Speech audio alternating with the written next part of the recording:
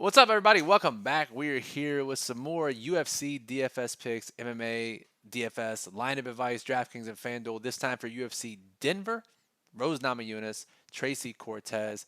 It's been a while since Jake and I have been together. We had some really bad cards with less than 12 fights. I was out of town, and Nick took over, and then we had a week off. But it's been like a month, and now we're back. Finally, the crew is back together to give you everything you need to crush UFC Denver. I am Brian Jester, co-founder here at Occupy Fantasy, joined by Jake the Snake, owner of MMADFS.com. Jake, glad to have you back. Glad we're back here together.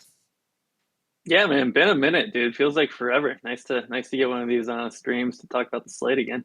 It really is. And just to remind everyone, because it has been so long, what we're going to do in this video, we'll break down the main event, Cortez and Namajunas. We will analyze the one UFC newcomer on the card. We will play good fighter, bad matchup, bad matchup for those fighters that have less than 4 fights in the UFC. Give some context to their stats. And then we'll close out the show with a fight that you have to target in DFS and our stream parlay of the week. Before we get into the main event, though, Jake, there is obviously some talk about the altitude in Denver. I know you and I were discussing. You put it out in some of your content as well. And I think the name of the game is volatility, right? Because we had the Salt Lake card where we saw fighters gas and we saw some sloppy performances. Truth be told, we don't know what's going to happen here, but it's just something we have to be aware of, right? Yeah, for sure, man. I think when we were talking earlier, you brought up some good counterpoints to it's not always the obvious guys. It's not always just the known gassers that are going to gas harder and faster. Like everyone could potentially have issues with it. So it definitely just adds to the overall volatility of the slate. Absolutely. So that makes chalk a little more riskier. It makes low owned plays even better, which is great. It's exactly what we want to hear for DFS tournaments. Now, speaking of elevation and tons of short notice fights on this card, that's a great transition into the main event where Tracy Cortez is fighting in her first 5 round fight in the UFC in elevation on short notice. Will that have an impact? I'm sure it can't help. But Jake, let's talk about it. Thug Rose and Tracy Cortez. Thug Rose 9K on DraftKings, Cortez $7,200. How do you see this fight playing out? And then more importantly, what does it mean for our DFS lineups? Yeah, it's a pretty interesting matchup. Namajunas coming in 32 years old, 10-5 in the UFC, former strawweight champion, had been scheduled to face Macy Barber. Barber dropped out. Cortez was announced as the replacement 18 days out. Cortez had been preparing to face Miranda Maverick on next week's card. That was going to be 3 rounds, not at elevation. So definitely a big difference between, the two things that she signed up for on less than 3 weeks' notice. It's a tough matchup. Namajunas coming off the 5 round decision win. I would say close decision win over Amanda Hebus. I feel like some people even maybe thought Hebus won that fight. It was definitely a pretty close one. And also worth pointing out that Hebus has also spent most of her career at 115 pounds, and that's Namajunas' only win at 125 pounds. I mean, she only has 2 fights there, but she has yet to beat a 125-pound fighter in her career. She lost 2 decisions leading up to that win over Hiva. She had the worst fight of all time, contender in the 5 round decision staring contest to Esparza for the strawweight belt, and then she moved up in her next fight to 125 pounds, lost a 3 round decision to Furo, and then faces Hiva, who's a former 115 pounder. So I don't know how much we can really take away from that. Like, it's not shocking that she struggled in her first fight at the new weight class and then beat a former 115-pound fighter who wasn't necessarily a top contender.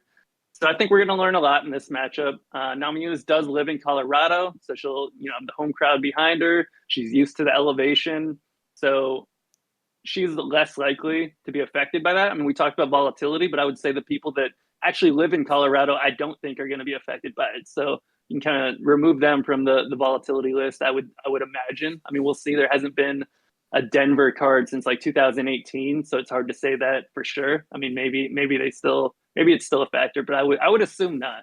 So then on the other side, we have Tracy Cortez, 30 years old, 5-0 in the UFC, super good wrestler, but not any sort of finisher. She's won 11 straight fights, but the last 7 of those went the distance. So super reliant on winning decisions, which is pretty important here when you realize that she's never been in a 5 round fight. She's never been past the 3rd round before. Now she's stepping in, like we said, 2.5 weeks notice at elevation and she didn't have much time to prepare for the additional rounds. So we have to see how her gas tank's going to hold up.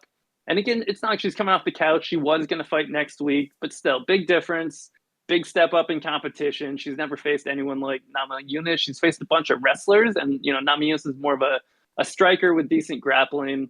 I would say that makes it definitely a more volatile spot for Tracy Cortez. Tougher to know exactly how her gas tank's going to hold up, but it's not a bad matchup for her to land takedowns. Namajunas has a 59% takedown defense, got taken down 4 times by Hebus, twice by Esparza, 5 times by Weili in their last fight. So it seems like a decent spot for Cortez to get her down. It's just a matter of whether or not she can do it for 25 minutes, because I really don't see a way where Cortez finds a finish here. So if she wrestles for 2 rounds and then gasses out, that's a problem. I mean, even if she wrestles for 3 rounds and gasses out, she can potentially get finished late. We've seen Namajunas land late finishes in the past, and she's going to be there for the full 25 for sure. So that's the biggest question mark on Cortez is, can she execute her game plan for 5 straight rounds? Because she's not going to finish her. And if she gasses out, it's going to be a big problem. So I'm curious to see how her gas tank holds up. But if it does hold up, while she's never scored really well in a 3-round fight, or at least lately, she offers tons of scoring potential on DraftKings in a 5-round fight. I think that if she can go 5 rounds and win, she would be a near lock to end up in winning lineups at her cheap price tag, because she's not going to win a pure striking battle. So it would mean she found a bunch of wrestling success, and she wouldn't even have to put up a huge score to get into winning lineups. But I mean, she could potentially lead the slate in scoring if she just dominates on the ground for 5 rounds, which is a big a big question mark. I'm not saying she necessarily will, but it's not impossible. She has huge takedown potential. I'm looking at stacking the fight in low risk contests on DraftKings. It gets a little iffier on playing Namajunas in tournaments. She hasn't topped 105 DraftKings points since 2017. And in her 3 5-round decision wins, she scored 105, 101, and 79 DraftKings points. And now she's 9K. So it's pretty easy to see her getting priced out or just not scoring enough to end up in the optimal lineup. And if you look at the broader picture, only 6 of the last 23 female 5-round fighters ended up in the winning DraftKings lineup, and 5 of those were Weili Zhang or Amanda Nunes. So it's pretty slim beyond that when you look at all these other expensive 5-round female favorites in these fights. So I'm less interested in playing Namajunas. I want to be under the field there, especially when you look, she's projected to be like 40% owned, whereas Cortez is going to be significantly lower owned, where if she wins, she has a much higher chance of ending up in winning lineups. So I'm going to be an overweight on Cortez, underweight on Namajunas, and probably underweight on the fight as a whole. Lots of great stuff there, Jake. And I got to say, 40% projected ownership is one of the worst ownerships I've ever seen for tournaments for Rose. She ranks lower than Cortez in our model, our Occupy model, OccupyFantasy.com. And for good reason. And for all the reasons you mentioned, she likely wins this in a striking battle. If she gets a well-timed finish, so be it. But odds are here that she's not going to top 105, and there are a lot of good scoring options around her. 40% ownership is kind of crazy, Jake. And the only reason she scored 105 last time is because she reversed Hebas, defended the takedown, and got 8 minutes of control time to really boost her DraftKings scoring. So I'm with you there. I think low risk contest makes a ton of sense to stack it. But I could see a situation where Rose wins and gets left out. And if there are basically no underdogs that win, we could see Rose win, but Cortez being the optimal lineup because of her scoring floor with her wrestling through 5 rounds. So it's a really interesting slate, and I think I really we'll clip this, I'm sure, but I can't think of a clearer tournament decision to either completely fade or be way under on Rose Namajunas in tournaments. Yeah, I mean, I totally agree with everything you said, and also agree that Cortez as a loser might have like almost as good a chance as Rose as a winner if we have very few underdogs win. Absolutely. Yeah, so lots of volatility with the gas tank on Cortez side, but it's something we'll have to wait until 1 a.m. Eastern to find out about. So moving on, let's talk about the one newcomer on the card, one fighter making their UFC debut. As Jake will tell you, she is an infamous double champ in another organization, and it is Fatima Klein making her debut on extremely short notice here against Jasmine Jazz Devicius. Klein, Jake, normally a 115er, right? But fighting up at 125 for this fight, that plays a major role in how we project this fight to play out. So talk to me about Klein, what her background is, style of fighting, her strength of schedule, which is important, how she matches up with Jazz Devicius, and then maybe a little peek into the future as maybe one of these fighters that we're not as interested in her first fight, but maybe we're really, really interested in her second and third fights? Yeah, I mean, I think that's a pretty good summary right there. Super young, 23 years old, 6-0 with 3 finishes, good wrestler, good grappling, capable striker, BJJ black belt. She's done a bunch of grappling competitions, like way more grappling than MMA fights. She's the main training partner of Aaron Blanchfield. You know, the UFC loves bringing on the Robins to the Batman of the people they already know. Like you said, normally fights at 115. She only has one career fight at 125, and it was against a former atomweight who was like the most out of shape fighter I've ever seen before. So completely throw that result out the window. And that was like to become CFFC double champ. Like, okay, like it was a former atomweight that stepped in on 3 days' notice to fight her. And like, I And mean, not it a was a joke of and a not a fight. good atom weight by any means. No, no, just like absolutely terrible fighter. Like someone they pulled out of the audience. Like, hey, can you fight? And they're like, yeah, yeah, yeah. I mean, that was a joke of a fight. So like, throw the whole double champ thing out, and essentially, she's never fought at 125 because that was like we're both not going to cut weight fight. Yep. So she's moving up to 125 here on like a week's notice. She's going to move back to 115 after this, like 100%. There's no chance she does not drop back down to a 115. She is a 115-pound fighter, but she's 5'6", so she's got good size, and she utilizes that at 115 to pretty much dominate her opponents, at least on a lower level. You know, good wrestling, able to land a bunch of takedowns, but that size advantage is now being nullified because she's going up to 125 and not just facing any 125-pound fighter. She's facing a giant 125-pound fighter in Jazz Devicius, who's also a wrestler. I mean, we talked about earlier in the week. This is like the worst possible spot for Klein here. I mean, up a weight class, short notice, at elevation against a fellow wrestler who's giant for a weight class above her weight class. So yeah, I think Klein's talented and has potential moving forward, and we're definitely going to be interested in playing her in her next fight and in future fights. I'm sure they're going to give her a good matchup next time to let her showcase her talents, but this is about as tough as it gets. And you see it in the betting market. You know, she was negative 135 earlier in the week, and now she's down to plus 100. So the line's flipped.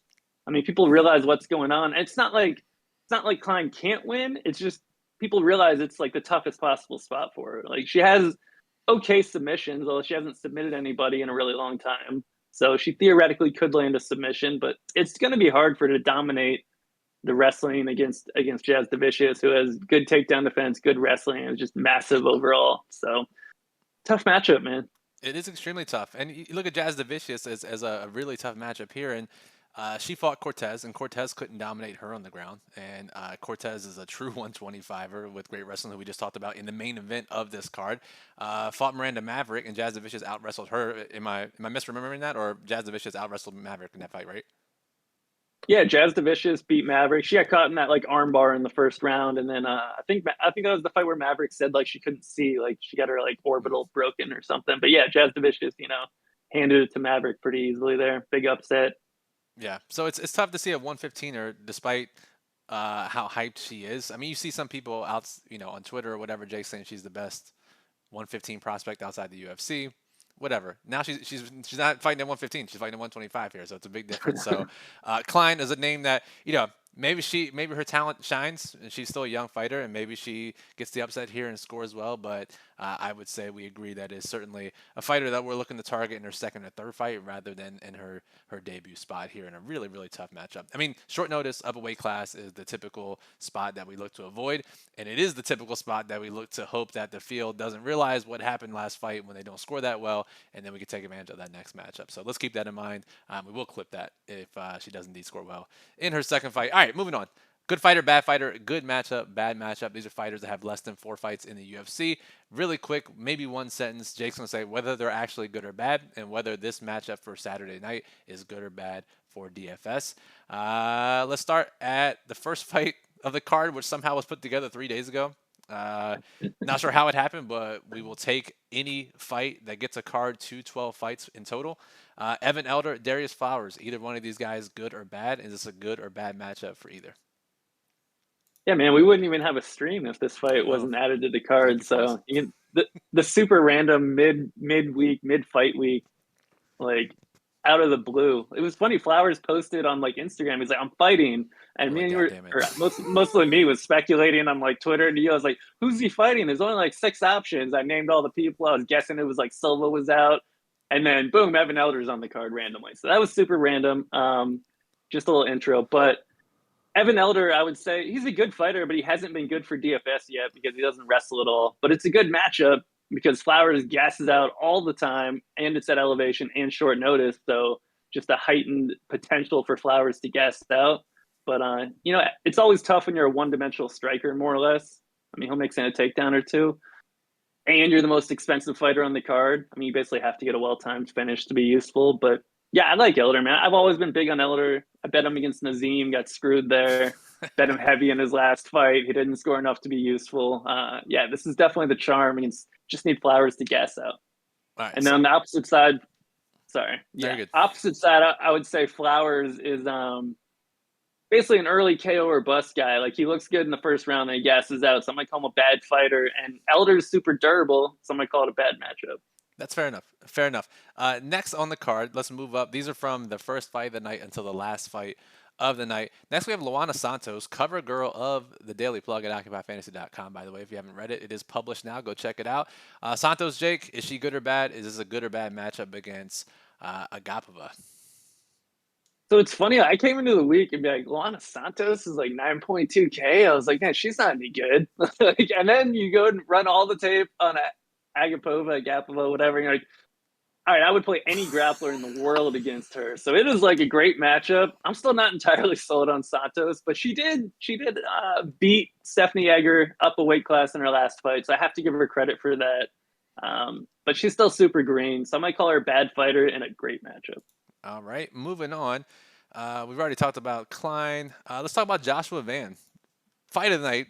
You and I think you said it to me, and I agree with it. This should just be the main event of the card. We always seem to find the people's main event, and it's normally on the prelims, and this is it for this one. So Joshua Van Jay, good or bad, and is this a good or bad matchup against Charles Johnson? Yeah, man, he's a good fighter, man. We still haven't really seen his grappling tested. We almost got it with Tagir before that fight got canceled. But Charles Johnson has some wrestling in his background, but he's primarily a striker too. He might try to take Van down, but this is still a striker versus striker, and those are the matchups you want with a high volume striker like Van. So he's a good fighter and a good matchup. Yeah, the interesting thing is, because he's put up some crazy numbers so far, is can he get enough volume through volume alone? $8,700, still not that expensive to where he could get in a decision. So next we have Gabriel Bonfim, undefeated phenom, not for long until Nicholas Dalby takes him out in his last fight in a second round finish. So perception may have shifted, Jake. Is he good or bad? Is this a good or bad matchup against Angelosa? Yeah, I mean his cardio got exposed in that fight, and that was the one like kind of unknown with him because there's only been one fight in his career that made it past the 10-minute mark. But he's still a good fighter. He's really talented everywhere. He just needs to fix his cardio, and I think part of that is pacing. So I think we could see him pace himself more here, which would make a lot of sense, especially at elevation and it against an opponent who's never been knocked out. I still think Bonfim's a good fighter. I do think it's a good matchup to land a bunch of volume. Lusa averages 6.67 significant strikes absorbed on the slate, most on the slate, but never been finished. So it's kind of a high floor, lower ceiling matchup, I would say, for Bonfim. So good fighter in I guess it's a good matchup, but not a great matchup for a finish. Yeah, and that's the thing, right? Like, great matchup is nice because you look at Angelo's stats, but Bonfim has to engage as well, right? And it's not like he's this high volume striker, at least not from what we've seen in the UFC and not from his pre UFC tape either, right, Jake? It's mostly just submissions, and he's not this guy that's putting out hundreds and hundreds of significant strike attempts. I mean, he can land like combinations. I don't know if he has, I don't think he can land over the course of 3 rounds like 100 and something significant strikes, but he can put up, flurries of strikes Sure. and then lock up a guillotine after he has you hurt. Yeah. Okay. Fair enough. Fair enough. Okay. Good stuff. All right. And we have your favorite fighter on the card, Jake. Is the final good fighter, bad fighter, Gian Silva, who was still in our database from 2 weeks ago. He got the finish over your boy Charles Jourdain, and you know what? I'm not done yet. I'll fight him at 155 against Drew Dober. So here he is stepping in on short notice, up at weight class. Gian Silva, is he good or bad? Is this a good or bad matchup against Drew Dober? John Silva. I still think this guy is overhyped. I still want to see his cardio tested. I thought Jourdain looked terrible in that fight. We didn't get the test that I was hoping for. Jourdain was actually able to expose Silva's poor defensive wrestling. And Dover's actually been mentioning, is like, yeah, I need to be more offensive with my grappling. So I'm curious to see if Mm, Dover takes him down because you would think that you're like, oh, good matchup for Silva because Dover's a pure striker. But I mean, Dover's like I believe, a BJJ brown belt, and he has some submissions and occasionally will look for takedowns. He just doesn't do it very often, but he could. He talked about it. I don't know if he's just messing with Silva, but I think Dover is honestly a better grappler, a better striker, more durable, better cardio, better strength of schedule, better everything, less annoying. we know how this So we know how this goes, dude. We know how this goes. Come on. I know, I know. I go 0% Silva. He knocks out Dover late in round one, scores 140 points. But I'm still calling him a bad fighter and a bad matchup either way. Yeah, we'll keep doing this until he's double champ. So, Jean Silva, congratulations on your early double belt future. All right. Moving on. Let's close out the show with a fight that you have to target in DFS and our stream parlay of the week. Before we do, if you're not already, make sure you subscribe to the channel. It's free to do so. We post these videos or we go live whenever there are 12 or more fights on a UFC card all year long. So subscribing is the best way to get notified when we go live. It's a free way to also support the show. Give us a thumbs up if you like the content, if you're still watching. Another free way to support the show.